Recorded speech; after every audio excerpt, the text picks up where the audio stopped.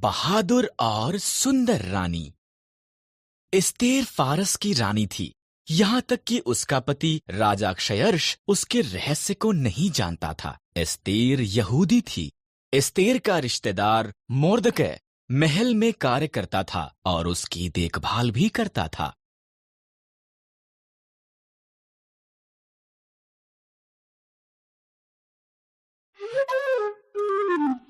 ओह,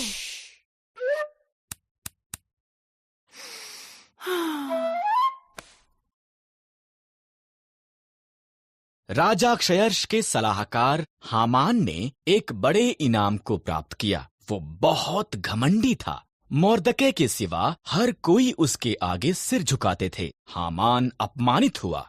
उसने मोर्दकै और सभी यहूदियों को मारने की प्रतिज्ञा की।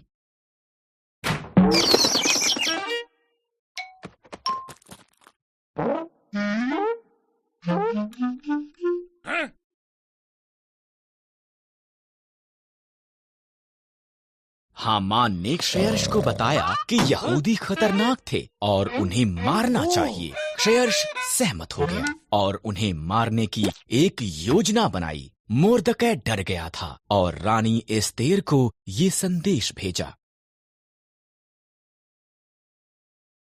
राजा के मन को बदल।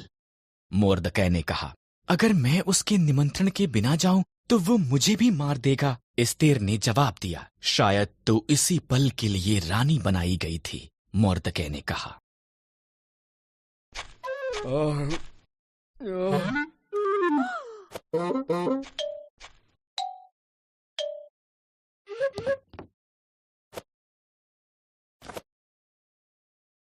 एस्तेर साहस के साथ ये प्रयास करने के लिए सहमत हुई। वो सिंहासन के कमरे में गई। राजा क्षयर्ष उसकी सुंदरता से चकित हुआ और उसे अंदर निमंत्रण दिया। क्या हम हामान के साथ रात का खाना खा सकते हैं? उसने पूछा।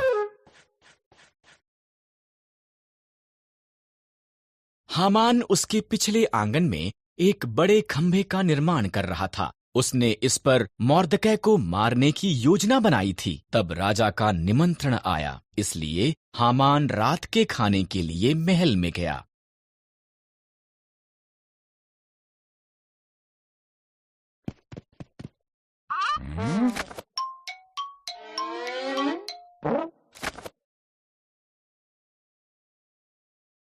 एक मनुष्य मुझे और मेरे लोगों यहूदियों को मारना चाहता है। एस्तेर ने राजा क्षयर्ष को बताया। कौन ऐसी बात करेगा? उसने पूछा। दुष्ट हामान। एस्तेर रोई।